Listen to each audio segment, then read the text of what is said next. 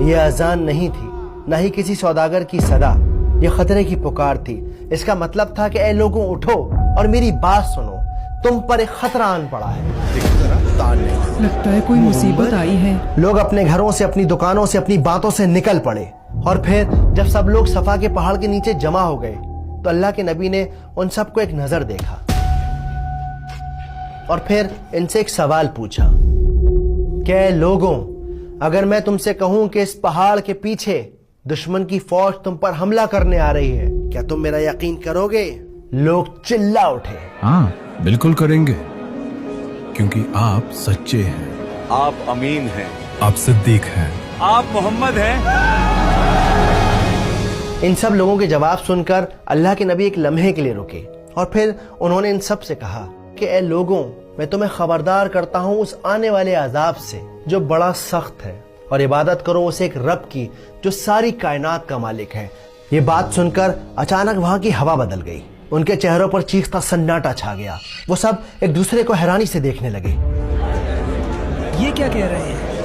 تعجب ہے۔ یہ بات تو کیا اپنے باپ دادا کا دین چھوڑ دیں؟ اپنے خداؤں کو ناراض کر دیں۔ اور پھر ایک آدمی کھڑا ہوا، غصے اور نفرت سے بھرا ہوا، وہ چلایا، بھتیجے تبا لکا علی ھذا جمعتنا۔ عربی کی اس عبارت کا مطلب تھا کہ کیا ناش ہو تیرا، ٹوٹ جائیں تیرے ہاتھ، کیا تو نے ہمیں اسی لیے یہاں جمع کیا ہے؟ یہ آدمی اور کوئی نہیں بلکہ رسول اللہ کا چچا ابو لہب تھا۔ اس کی بددعا آسمان سے ٹکرا کر واپس اس پر آ گئی، اس کے نصیب کے پنوں میں جہنم کا عذاب ہمیشہ کے لیے لکھ دیا گیا۔ لیکن اللہ نے ابھی اپنے نبی کو یہ بات نہیں بتائی۔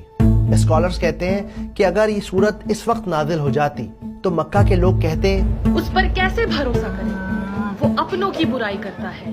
اصل میں اس دور میں مکہ میں چاچا کا درجہ باپ کے برابر ہوتا ہے، اسپیشلی جب سگے والد کا انتقال ہو چکا ہو، وقت گزرتا رہا۔ اللہ کے نبی جگہ جگہ گھوم گھوم کر ایک اللہ کی عبادت کرنے کا میسج پہنچاتے رہے، لیکن ابو لہب وہ آپ صلی اللہ علیہ وآلہ وسلم کے پیچھے پیچھے جاتا۔ اب یہ کون سی نئی شاعری لے آیا ہے؟ یہاں تک کہ وہ بازار کے شریر لڑکوں کو محمد صلی اللہ علیہ وآلہ وسلم کے پیچھے لگا دیتا اور ان سے کہتا کہ ان کو پتھر مارو۔